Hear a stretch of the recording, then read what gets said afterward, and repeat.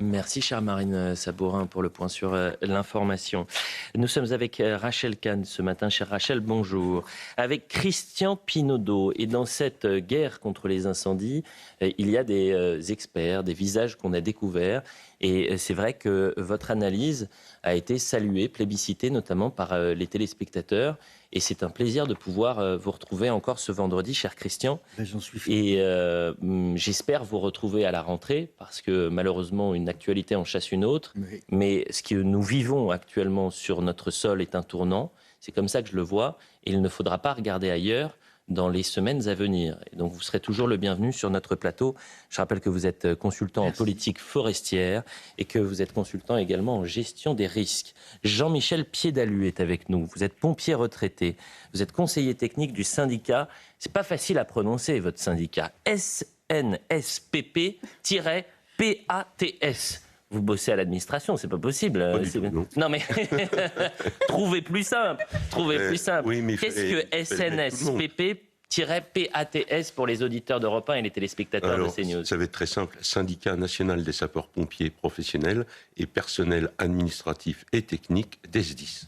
Vous êtes toujours en activité? Alors, moi, je suis en activité sur le plan syndical, parce que je suis conseiller technique, parce qu'ils ont quelquefois besoin, effectivement, de 30 ou 35 ans d'ancienneté dans ce métier. Voilà. Et vous avez combien d'ancienneté dans le métier des 37 ans. 37 ans. Oui. Et est-ce que, lorsque je dis ce qu'on a vécu cet été et ce qu'on vit actuellement est un tournant, non pas pour les pompiers qui sont confrontés régulièrement à ces incendies, mais je dis que c'est un tournant dans la société parce que, pour la première fois, j'espère, peut-être que c'est un vœu pieux, il y a une prise de conscience de l'héroïsme, de la bravoure de nos sapeurs-pompiers, de cette solidarité qui s'est mise en place et finalement qu'il ne faudra pas oublier à partir du mois de septembre. Donner beaucoup plus de moyens pour que vous, héros de la nation, vous puissiez lutter contre cette guerre qui va être menée dans les prochaines années, les prochains mois, peut-être même les prochains jours, face à ces incendies qui sont ravageurs. Écoutez, je crois que l'histoire était écrite. En tous les cas, il y a très longtemps que nous avons alerté les pouvoirs publics sur les dangers qui s'approchaient. Alors effectivement, le réchauffement climatique, on voyait dans les forêts, il y a un expert ici qui en parlera, mais on le disait d'une manière précise depuis au moins 20 ans. Donc à partir de là, si vous voulez, nous ne sommes pas des héros, nous ne faisons que notre travail. Le problème, c'est que aujourd'hui, le constat il est amer. Parce qu'on voit bien qu'on n'a plus la capacité de faire notre travail, tant au niveau humain qu'au niveau matériel. Bien sûr. Je pense qu'il y a plein d'interlocuteurs qui sont passés. Moi, j'aurais voulu qu'à un moment, les choses se disent très clairement. Qu'est-ce qui n'a pas été dit, selon vous? Ce qui n'a pas été dit, c'est que... Alors, si on peut faire un pré-constat sur... Bien sûr, allez-y, au contraire. Aujourd'hui, je veux pas... je sais pas quel est votre sujet, votre programme de l'émission, mais je veux pas... J'ai beaucoup de choses à dire. Mais vous êtes le bienvenu. Je vais bien sûr, merci, mais je vais essayer d'être concis. 42 000 hectares de brûlés aujourd'hui. Alors, il y a déjà un constat très positif, c'est une victoire qu'il n'y ait aucune victime civile. C'est vrai. Ça, c'est le premier point. Je crois que c'est primordial et on est là aussi pour ça. Et donc, il faut s'en féliciter parce que ça, c'est bravo. Et pourquoi il n'y a pas de victimes civiles? Tout simplement parce qu'on a anticipé les évacuations. Et à partir du moment où les évacuations ont été anticipées, on a évité effectivement toutes ces victimes civiles. Donc ça, c'est une victoire. Ensuite, malheureusement, il y a des échecs. Le premier, c'est 4 sapeurs-pompiers décédés en intervention. C'est un échec. De nombreux blessés en intervention. C'est encore un échec. Alors, effectivement, ce sont des échecs, mais on peut se poser les questions. Pourquoi? Comment? Le pourquoi, il est simple. Les moyens. Vous savez, j'ai beaucoup apprécié un interlocuteur que vous aviez ici, qui s'appelle Michel Chevalet, qui a fait une démonstration pédagogique de la situation. Je buvais ses paroles, tout simplement. Il a complètement raison. On peut mettre 35, 40, 50, 100 Canadair. Une fois que le feu est parti, il est parti. C'est trop tard. Et c'est un constat qu'on fait depuis de nombreuses années. C'est-à-dire qu'il faut travailler absolument sur la prévention et sur les feux naissants. Mais pour travailler sur les feux naissants, faudrait-il encore avoir le matériel et les moyens humains nécessaires positionnés? ce qui n'est absolument pas le cas. Aujourd'hui, vous avez une météo qui est capable de vous dire quasiment à l'heure près ce qui va se passer dans les 4 prochains jours. Mais comment on ne peut pas anticiper les dispositifs préventifs pour boucler le secteur et intervenir immédiatement sur les feux naissants? Je vais prendre juste un exemple. Un feu de pavillon en zone urbaine, quand vous avez un feu de chambre, vous le coiffez rapidement, immédiatement. Vous arrivez sur un feu de maison, c'est déjà beaucoup plus difficile.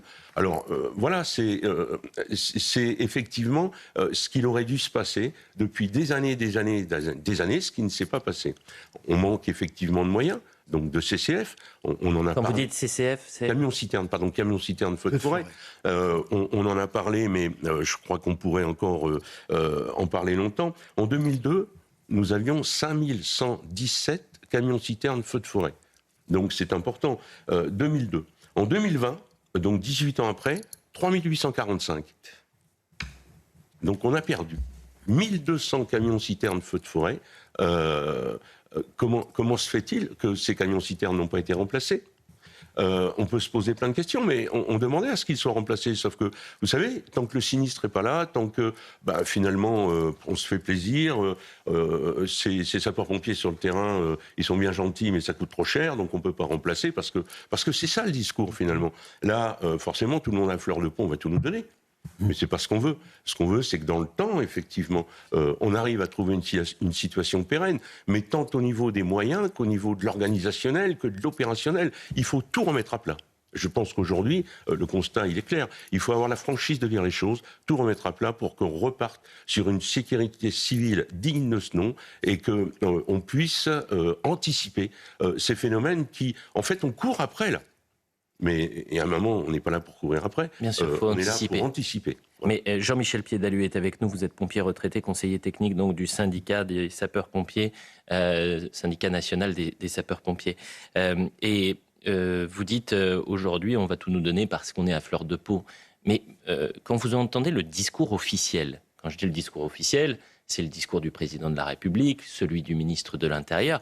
Pardonnez-moi, il est à des années-lumière de ce que vous venez de nous dire. Donc, est-ce que ces hauts responsables vous ont convaincu cette semaine ? Pas du tout.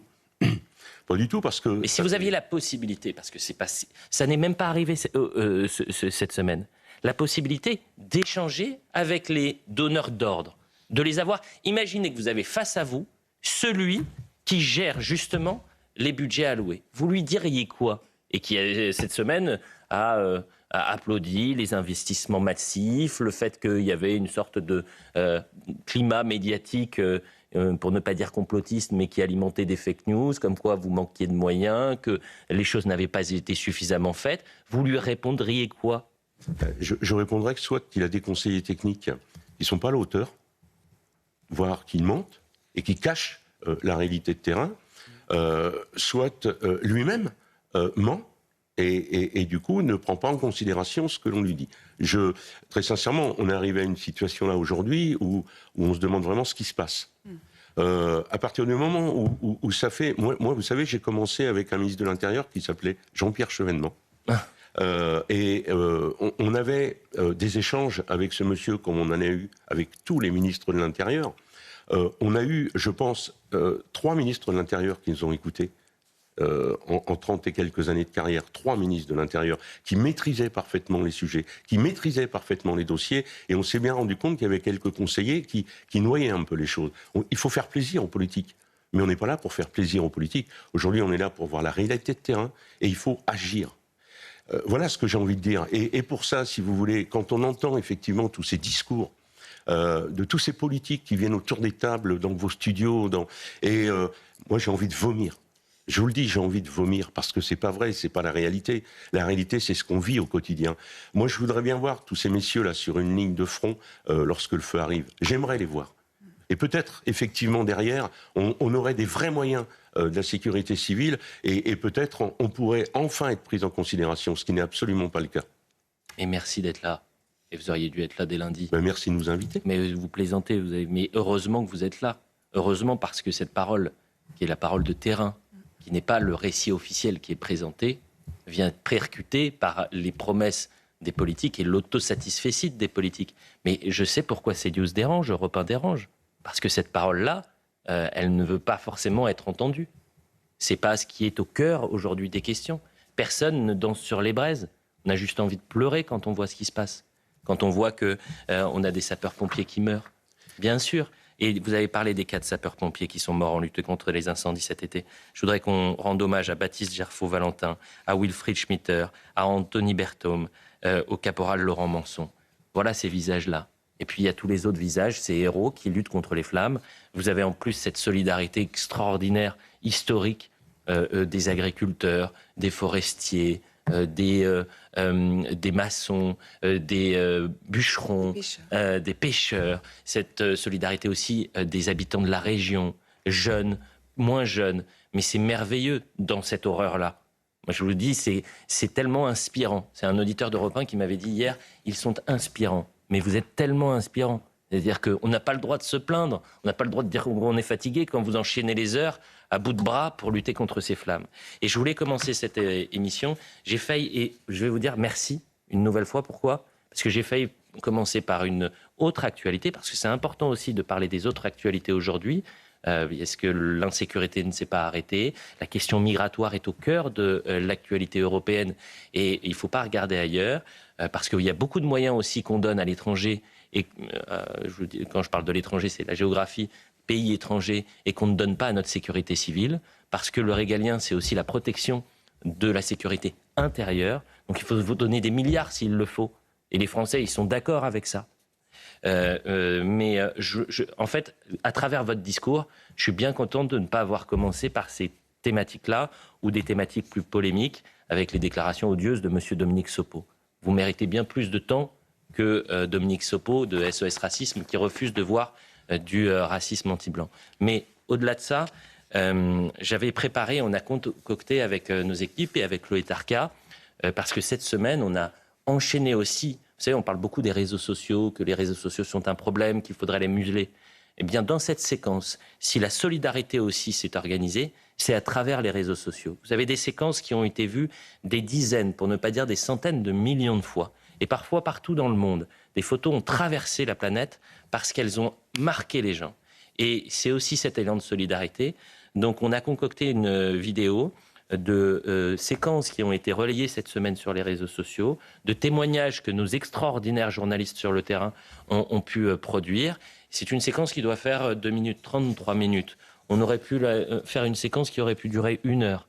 Mais je vous propose de regarder ça, et je pense évidemment à tous les sapeurs-pompiers, Jean-Michel Piédalu, je pense aussi à tous les experts qui ont alerté pendant toutes ces années Christian Pinaudot, et regardez, et aux auditeurs d'Europe 1, tendez l'oreille, parce que évidemment c'est ce cocktail d'union sacrée qui fait qu'aujourd'hui on a tous envie de soutenir nos pompiers qui luttent contre les flammes.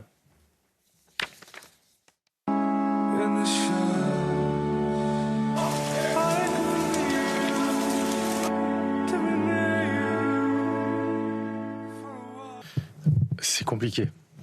C'est compliqué parce que il y a des regards et il y a des pertes derrière. Et forcément, ça reste un sujet aujourd'hui où en fait, on n'a pas à subir ce genre d'image.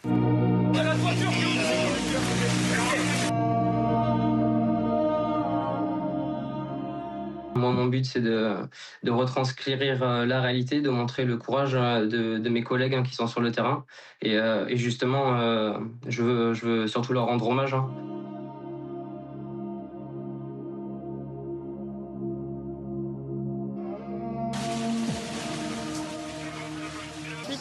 J'ai 60 ans, je ne reverrai pas mon massif dans ma vie. Je vais mourir sans revoir ces pleins de 40 ans, ça c'est sûr. Et ce qui fait plaisir, la seule chose qui fait plaisir, c'est que ces jeunes qui ont 20 ans, ils se battent depuis des jours, du matin jusqu'au soir. Et même des pompiers qui ne sont pas d'ici me disent on n'a jamais vu ça. Bonjour les pompiers de Paris. Je me permets juste de vous faire ce petit message vocal pour vous dire une chose. Merci. Merci d'avoir quitté Paris pour venir renforcer ceux qui se battent déjà contre les feux de forêt dans ma région, en Gironde. On voit les flammes, les camions, mais on oublie parfois ce qu'il y a derrière. Des journées qui n'en finissent plus. La chaleur, la fumée, les visages noircis, les corps fatigués, les nuits trop courtes. Et pourtant, le lendemain, vous repartez. Ce qui m'impressionne, c'est pas seulement votre courage, c'est cette façon d'être toujours là, les uns pour les autres.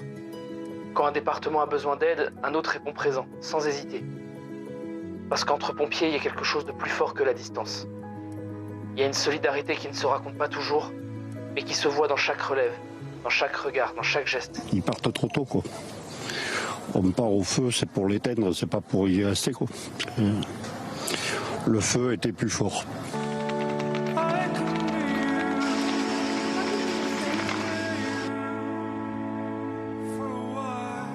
J'ai vu aussi que cette solidarité, elle ne s'arrêtait pas seulement aux casernes. Elle est aussi dans ces agriculteurs qui remplissent vos citernes, qui prêtent leurs engins, donnent de leur temps. Chacun à sa manière aide à tenir la ligne.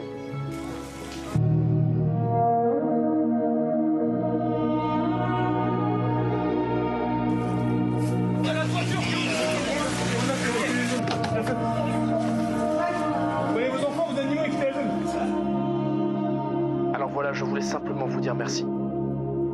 Prenez soin de vous.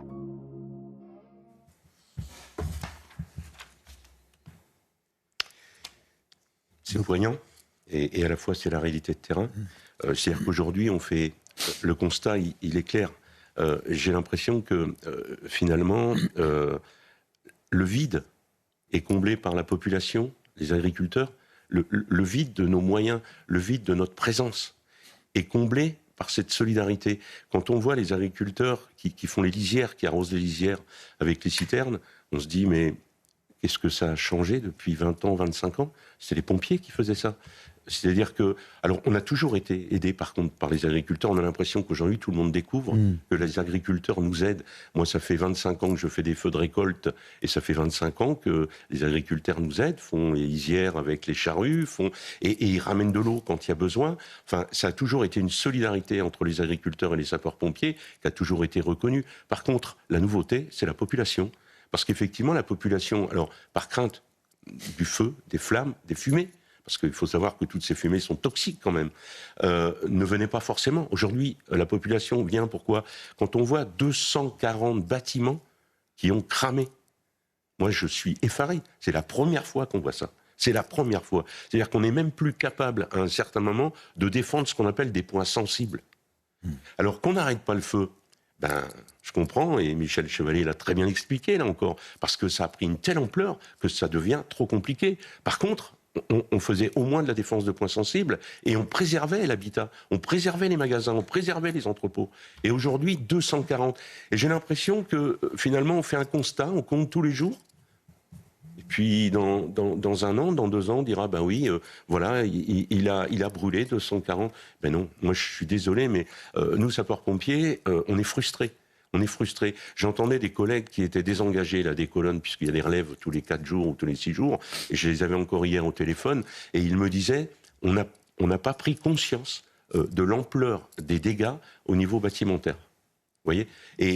Donc ils vivent aujourd'hui avec un sentiment d'échec ? Oui, de frustration, d'échec.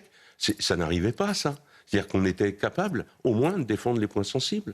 Christian Pinaudot, vous aussi, je vous vois très marqué, ému quand on a cette succession d'images, de témoignages, et je remercie Chloé Tarka qui a proposé donc, de concocter. Moi, je me faisais une sorte de boussole chaque jour, quand on parlait de cet enfer de l'incendie, de commencer toujours par une image de solidarité, d'émotion, d'entraide, parce qu'il y a aussi ça dans ce qu'on a vécu cette semaine. Mais là, effectivement, et puis la guerre n'est pas terminée. C'est une bataille qui peut se poursuivre dans les prochains jours. Christian Pinaudot. Oui, on a affaire à une nouvelle forme de guerre du feu, si j'ose dire, qui ressurgit comme ça sous une nouvelle forme. Et moi, parce que je ne sais pas trop parler sur le plan émotionnel, je ne sais pas faire. Par contre, je suis moi-même trop sensible pour ça. Par contre, je voudrais rebondir sur ce qu'a dit le collègue tout à l'heure. J'ai établi probablement avec les pompiers dans le sud-ouest, la première documentation sur ce que j'appelais la localisation des feux de forêt. Là, je ne parle évidemment que du milieu des feux de forêt. Et donc, on a fait une étude des points de feu de 1945 à 1985. On a corrélé ça aux infrastructures et à l'urbanisation. Et les 2 cartes s'emboîtaient parfaitement. Donc depuis ces années-là, on sait que il faut l'aménagement du territoire entre l'urbanisation, qui est la source principale des risques, et le milieu forestier doit être réaménagé complètement. On a quand même continué à faire exactement la même chose. Donc vous voyez, depuis le début des années 80, on est quand même en 2026. Alors, la première bombe, c'était en 1949, avec 82 morts civils et militaires. Et derrière cette bombe, il y avait eu une réaction politique à la hauteur. Aujourd'hui, malgré toutes les préventions, et sachant, pour rebondir aussi sur ce que disait Jean-Michel Piédalu. Voilà, Jean-Michel, là, la solution ne viendra pas du ciel en matière de lutte contre les feux. C'est la prévention et la bataille au sol qui est fondamentale. On peut coupler les deux. Oui, mais la solution ne viendra pas du ciel. Donc pour rebondir sur ce que disait M. Chevalet, on peut multiplier par 10 la flotte aérienne. C'est pas là que ça se joue. Ça se joue dans les premières minutes. Quand on appelle les Canadair, c'est qu'on a déjà perdu. Voilà. Donc c'est au départ que ça se joue, la tactique. Et ça, enfin tous les gens du milieu le disent, le répètent, le documentent depuis des années et des années. Ceci dit, évidemment, c'est moins spectaculaire d'inaugurer une piste DFCI ou un point d'eau que de voir un Canadair. Et d'ailleurs, je me souviens d'un président de la République photographié dans un Canadair. Je ne me souviens pas d'un président de la République, ni même d'un ministre au pied d'un point d'eau. Alors, vous me permettez, donc juste Jean-Michel Piédalu et Christian Pinaudot. Christian, par exemple, j'ai eu la chance de pouvoir m'entretenir avec un pilote de Canadair qui était avec nous cette semaine et ils ont été courageux parce que, vous savez, ils prennent la parole et puis ils subissent parfois les conséquences des propos qu'ils ont pu tenir sur les antennes. Mais je remets pas en cause ça. Non, j'ai compris, Christian. Mais simplement, le pilote de Canadair disait quoi? Il disait évidemment qu'il y a un travail de prévention à faire sur le terrain, mais l'intervention massive, la doctrine, c'est une intervention massive sur feu naissant, et que le Canadair permettait justement d'intervenir rapidement, en plus de l'appui au sol. Jean-Michel Piédalu, j'hésite à la passer parce que c'est une vidéo qui circulait sur les réseaux sociaux et c'est pas un montage qui est propre à notre rédaction. Donc je veux faire attention aussi à ce qu'on diffuse. Je vais essayer de vous le résumer. C'est un montage où on voit Emmanuel Macron en 2022 et puis Emmanuel Macron en 2026. Après l'incendie à Teste-de-Buch en 2022 et donc en 2026, il y a quelques jours, en Gironde. Ce sont les mêmes éléments de langage. Les mêmes. C'est les mêmes mots-clés, vous le retrouvez. On a l'impression de faire, vous savez, un bingo. Simplement, tous les pompiers qui sont venus sur ce plateau, qui ne sont pas dans un objectif de rajouter ou de mettre de l'huile sur le feu, ont alerté sur les promesses non tenues, les propos déconnectés de la réalité. À tel point d'ailleurs que Bruno Lafont, le patron de la DFCI, a eu cette formule, on en a marre de l'écologie de salon. Est-ce qu'aujourd'hui, vous avez l'impression d'avoir des dirigeants qui sont totalement déconnectés de ce que vous vivez? Et je ne vous parle pas de Madame Barbu, qui a suivi la crise, les premiers jours de la crise, depuis sa villa dans le Var. Certains diraient c'est démago ce que je dis. Mais est-ce qu'elle était sur place dans le Var? Mais vous avez raison, et il y avait aussi cet incendie dans le Var. Bon argument, monsieur Pinaudot. Elle pourrait se défendre en disant mais vous plaisantez. J'étais dans le Var, il y avait un incendie dans le Var. Vous en pensez quoi, Jean-Michel Piédalu? Moi, j'en pense que, je vous l'ai dit tout à l'heure, depuis 30 ans, on n'entend que des choses comme ça, que des mensonges finalement. Parce que à partir du moment où vous avez des beaux discours, quand vous avez des gros sinistres, et que derrière, c'est pas suivi des faits, sur les réorganisations, sur ce que l'on souhaite, forcément, c'est que de la politique et c'est des mensonges. Donc, il existe des conseillers. Je pense que la problématique des conseillers, elle doit se poser aussi. Parce que c'est pas parce que c'est le président de la République ou le président du conseil d'administration du SDIS qu'on n'a pas le droit de dire les choses. Oui, ça a un coût derrière, mais il faut dire les choses. Et puis, je serais tenté de vous dire, aujourd'hui, c'est quasiment un triste anniversaire. On a perdu un collègue sur un feu dans l'Hérault. Ça a été un drame et voilà 10 ans que c'est arrivé. Ce collègue, lorsqu'on l'a perdu, moi je suis allé au procès puisque 4 sapeurs-pompiers ont été mis en examen et donc ont été condamnés d'ailleurs. Bon, il y a un appel, donc je n'irai pas plus loin en tous les cas dans ce qui se passe aujourd'hui sur le plan juridique, mais en tous les cas, quand on entend les propos des collègues survivants qui nous disent on était sur la route et on partait en intervention avec ce CCF et on voyait le goudron sur la route, c'est-à-dire que le plancher était percé. Donc aucune étanchéité du véhicule et donc tous les gaz, toutes les fumées rentraient et forcément on les emmenait au casse-pipe ces gens-là. On les emmenait au casse-pipe. Et ça fait 10 ans, ça. Le procès a eu lieu là. Il a permis, quand même, il faut le dire, de faire prendre conscience de tous ces conseillers qui sont les directeurs départementaux et d'un certain nombre d'entre eux, puisqu'ils ne sont pas tous comme ça, à la botte du politique. Il faut le dire aussi, hein, parce que mais bien c'est sûr, vrai que... mais personne ne généralise, évidemment. Non, bien sûr, on ne peut pas généraliser. Mais il y en a quand même quelques-uns, et j'espère que c'est pas la majorité, qui derrière tiennent ces discours auprès des politiques. Et si vous voulez, le problème, c'est que aujourd'hui, le feu a eu lieu, les mises en examen ont lieu, les condamnations sont tombées, et on a retiré de la flotte des SDIS une centaine de camions-citernes feux de forêt. Mais qui n'ont pas été renouvelés. Alors, pas suffisamment. Partiellement renouvelé par un pacte capacitaire, si vous voulez. Mais là encore, ça va prendre du temps. Voilà. Mais il a fallu, malheureusement, la mort de Jérémy. Il a fallu... et vous verriez aujourd'hui les sapeurs-pompiers volontaires qui étaient avec lui dans l'état où ils sont. Mais on en pleurait vraiment, quoi. Jean-Michel Piédalu est avec nous, pompier retraité, conseiller technique du syndicat SNSPP, et Christian Pinaudot également, consultant en politique forestière et gestion des risques. Il y a de très nombreux messages que je reçois de téléspectateurs qui vous écoutent vraiment attentivement, Jean-Michel et Christian. Et si dans ces moments tristes, dramatiques, on peut avoir aussi un peu d'humour, une téléspectatrice envoie: comparer Jean-Pierre Chevènement à Laurent Nunez, c'est comme comparer Philippe Séguin à Yael Braun-Pivet.